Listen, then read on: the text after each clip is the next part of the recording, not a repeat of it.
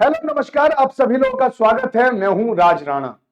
तो Haryana public service commission के द्वारा पीजीटी की वैकेंसी का अनाउंसमेंट हो चुका है और उसकी आवेदन की प्रक्रिया प्रारंभ हो चुकी है। जैसे ही आवेदन की प्रक्रिया प्रारंभ हुई है, आपके मस्तिष्क में कुछ प्रश्न आ रहे होंगे। उन प्रश्नों का जवाब देने के लिए मैं आप लोगों के सामने आया हुआ। तो आइए, सवाल क्या है? सवाल यह है, हरियाणा यानी HPSC, Haryana public service commission, इसमें पीजीटी की जगह आई है। पोस्ट ग्रेजुएट टीचर बनने का आपको मौका है। तो सबसे बड़ी बात है कि क्या दूसरे राज्य वाले यहां पर अप्लाई कर सकते हैं? तो मैं इस लेक्चर में आपको इस सवाल का जवाब दूंगा। क्या पीजीटी के लिए हरियाणा टेट करना जरूरी है? अगर हरियाणा टेट नहीं किया है आपने, तो क्या आप इस पीजीटी के आवेदन की प्रक्रिया, नौकरी लेने की प्रक्रिया में आप शामिल हो पाओगे? क्या इसमें इंटरव्यू होता है? इन प्रश्नों के जवाब मैं आप लोगों के सामने देने वाला हूं। तो चलिए प्रारंभ करते हैं। सबसे पहले क्या है, यहां पर कुछ टाइमलाइन दे रखी है। डेट ऑफ पब्लिकेशन, यानी यहां पर ये बताया गया है कि ये जो फॉर्म है कब से, यानी इसका नोटिफिकेशन कब आया था। तो नोटिफिकेशन आया है 23/7/2024 को, है ना। Opening date of the submission of the online application, यानी ऑनलाइन एप्लीकेशन यानी आवेदन प्रक्रिया को सबमिट करने की जो तिथि है वो क्या है? 25/7/2024 है।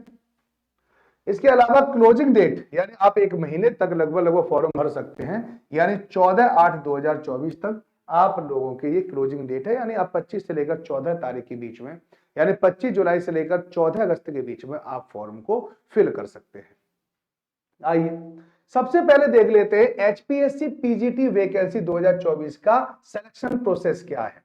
तो इसका एक तो प्री पेपर होगा, पहले जो क्वालिफाई होगा, इसमें 25% मार्क्स लाना आपके लिए अनिवार्य है, तभी आप मेंस रिटन एग्जाम को दे पाओगे। ध्यान रखना, नेगेटिव मार्किंग भी होती है, 1/4 की होती है।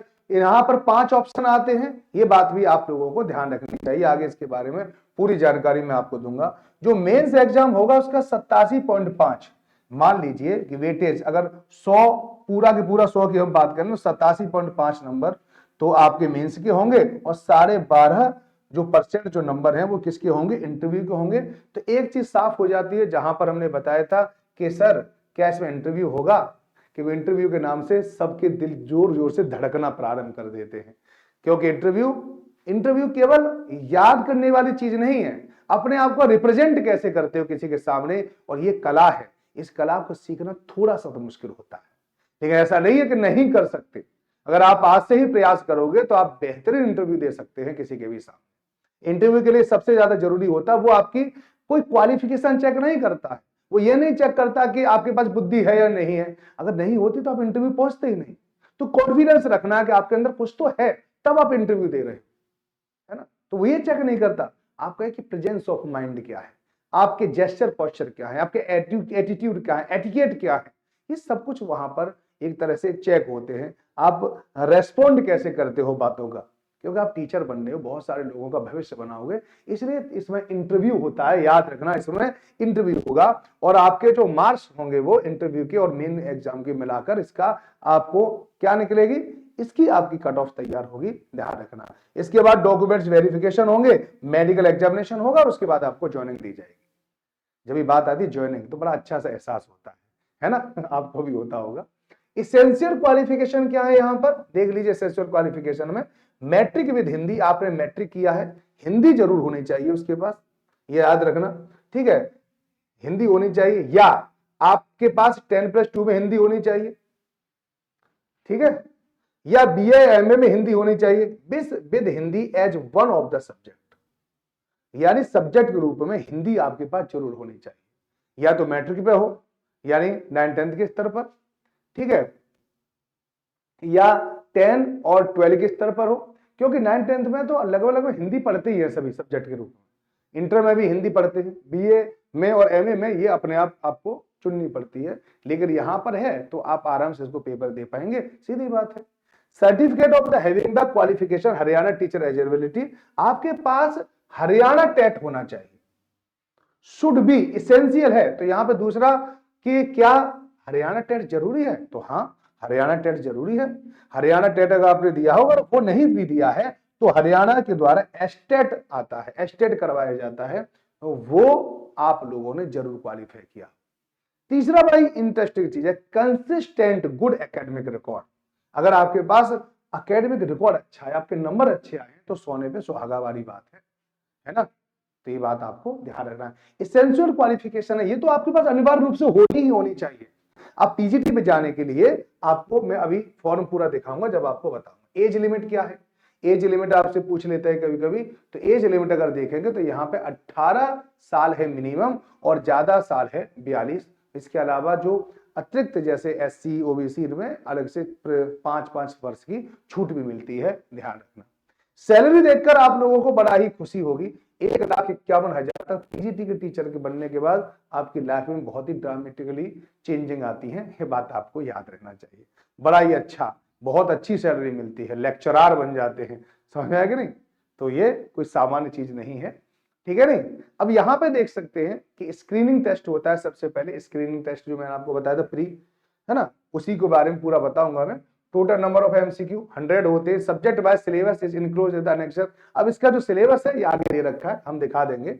और ड्यूरेशन कितना होगा, 2 घंटे का। टोटल मार्क्स कितने होंगे, 100 के। और क्वेश्चन कैरी इक्वल मार्क्स, सबका एक एक नंबर होगा। ये बात आप लोगों को ध्यान रखना है, ठीक है नहीं। तो यहां पर मैंने आप लोगों को बता दिया कि दूसरे राज्य यहां पर अप्लाई कर सकते हैं। शर्त है कि आपने हरियाणा टेट कर रखा हो, एस्टेट कर रखा हो, और ये एक इनडायरेक्टली प्रोसेस होता है बाहर के राज्यों को दूर करने का। बाहर के राज्य अप्लाई कर सकते हैं, लेकिन बाहर के राज्यों को दूर कैसे किया जाए, क्योंकि हर कोई, अब हरियाणा में टेट होगा तो कोई टेट देता थोड़ी है। जैसे उत्तराखंड में इस समय पर टेट निकला हुआ है, बहुत सारे लोग हैं क्या करेंगे, टेट ही तो है, पहला ही पेपर तो है, उसी के बेस पे आपका सेकंड पेपर होगा। अब कोई केवल और केवल क्वालिफाइंग पेपर करने के लिए कोई साउथ से थोड़ी आएगा यहाँ पर। इसका मतलब है कि बाहर के राज्यों को एलिमिनेट करने के लिए काम किया जाता है, ठीक है। तो यहाँ पे हरियाणा टेट आपने किया हो, वरना यहाँ पे ये भी कह सकते थे कि आपने सीटेट किया हो, क्योंकि सीटेट का सेकंड पेपर जो है अगर वो क्वालिफाई अगर मान लिया जाता तो फिर पूरे भारत में सारे लोग यहाँ पे फॉर्म अप्लाई कर सकते थे। इंटरव्यू होगा, ये होगा ही होगा। चलिए आइए अब आपको सीधे सीधे मैं ले चलता हूं, सीधे सीधे मैं आपको ले चलता हूं यहाँ पे नोटिफिकेशन पर।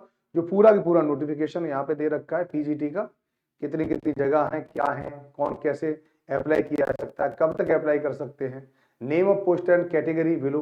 तो यहाँ पर आपको बहुत सारी पोस्ट है।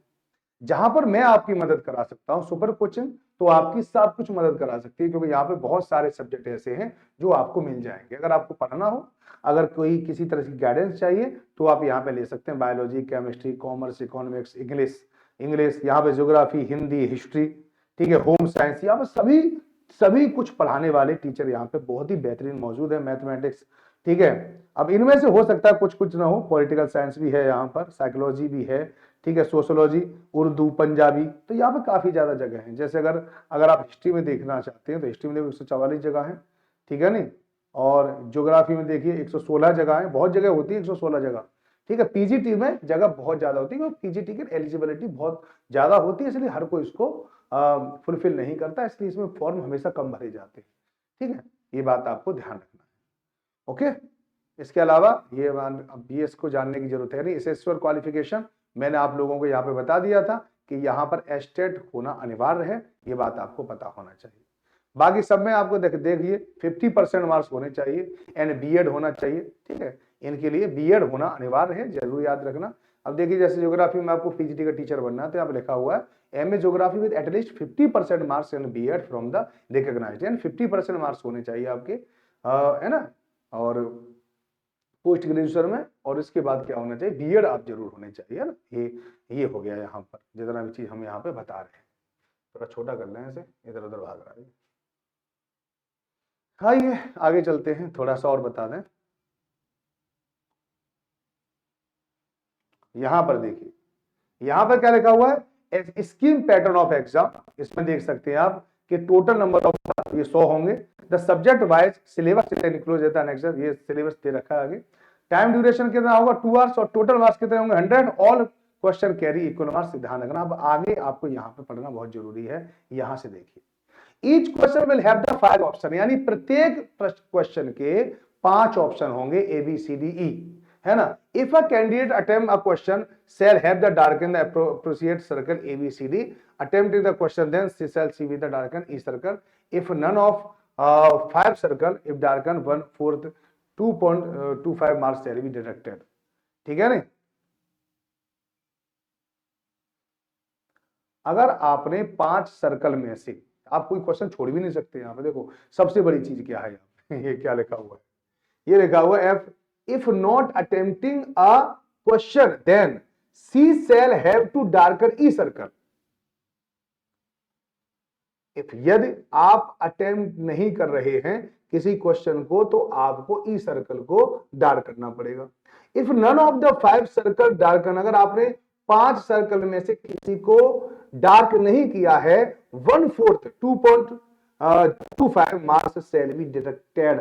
अगर आप 5 सर्कल में से आपने कोई भी अगर पास भरा नहीं है तो आपका 1/4 नंबर कट जाएगा। ये इसमें कुछ अलग ही है ना।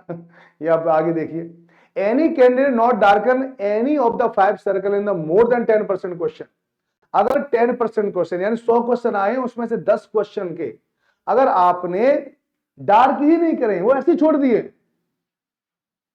तो क्या हो जाएगा, क्वेश्चन शैल बी डिस्क्वालिफाइड, यानी उस समय पर आप डिस्क्वालिफाइड हो जाओगे। याद रखना, यानी सारे ऑप्शन आपको भर के आने, भैया सीधी बात ये है। ठीक है, हर एक प्रश्न अटेम्प्ट करना है और जिसका आप उत्तर नहीं देना चाहते हैं आप उस पर ई लगा दे, भैया लगा लेना, याद रखना, वरना गलत हो जाएगा सब कुछ। 1/4 mark will be deducted for the each wrong answer. अगर आपने गलत आंसर दिया है तो उसके लिए भी नेगेटिव मार्किंग है 1.4 की।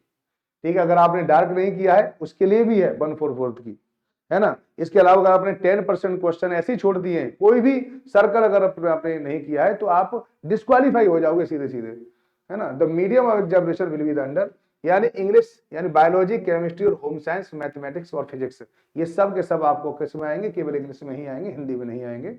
और ये बायलिंगुअल में आएंगे, कॉमर्स है, इकोनॉमी है, फाइन आर्ट है, ज्योग्राफी है, हिस्ट्री है, म्यूजिक है, फिजिकल एजुकेशन है, पॉलिटिकल साइंस है, साइकोलॉजी एंड सोशियोलॉजी है, बायलिंगुअल आएंगे, ध्यान रखना। और language subject as the English, Hindi, Sanskrit, Urdu, Punjabi will be respective, ये उसी लैंग्वेज में आएंगे। ठीक है ना। Candidate 4 time the member of the advertise post, ये अब इसमें ज्यादा जानने की जरूरत नहीं है, ध्यान रखो। फिर इसके बाद दूसरा पेपर होगा, मेंस जो पेपर होगा वो होगा सब्जेक्ट नॉलेज टेस्ट। ठीक है, इसमें 3 घंटे का होगा, टोटल मार्क्स इसमें 150 होंगे, याद रखना, है ना। तो ये भी आपको ध्यान रखना है, सारे के सारे सेम टू सेम। ठीक है, तो वहां पर जो पहले के लिए 25% कट ऑफ होनी चाहिए और इसके लिए 35 तो कट ऑफ आपकी होनी चाहिए, उससे कम अगर नंबर आए तो फिर आपको क्वालिफाई नहीं किया जाएगा। वेटेज दे रखा है यहाँ पे, weightage of the subject knowledge इसका 87.5 है और इंटरव्यू का जो होगा 12.5 होगा। तो इन दोनों से मिलाकर आपकी कट ऑफ बनाई जाएगी और फिर आपको बनाया जाएगा, है ना। चलिए आगे चलते हैं, यहाँ पे स्केल पे वगैरह यहाँ पर सारी चीजें यहाँ पे लिखी हुई हैं और कुछ यहाँ पे ज्यादा जानने की जरूरत आप लोगों को नहीं है। ठीक है, एज लिमिट मैं आपको बता चुका हूँ। ठीक है, 5-5 साल का मिलता है एससी कास्ट, ठीक है, बैकवर्ड, ये सबको 5-5 साल का रिलैक्सेशन मिलता है, ये भी बात आप लोगों को यहीं पर पता होनी चाहिए, है ना। चलिए सब हो गया और आगे जाके इनका सिलेबस दे रखा है।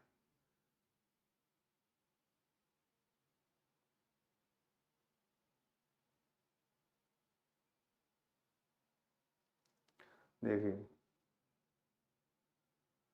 यहाँ पर आपको सिलेबस भी, जैसे ज्योग्राफी का सिलेबस है तो ज्योग्राफी में क्या क्या आएगा ये सब यहाँ पे सिलेबस दे रखा है, ये बात। तो ऐसे ही आप सारे सिलेबस यहाँ पे देख सकते हैं और डिस्क्रिप्शन बॉक्स में मैं आपको इसका लिंक भी प्रोवाइड करा दूंगा जहाँ पे आप इस PDF को डाउनलोड कर सकते हैं।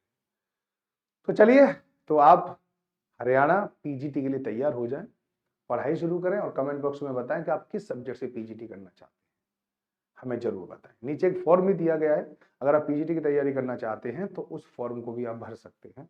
ठीक है, और अगर आपको किसी सब्जेक्ट में किसी भी प्रकार की हेल्प चाहिए तो एक नंबर दे रखा है, वहां पर भी आप उससे सवालों के जवाब पूछ सकते हैं।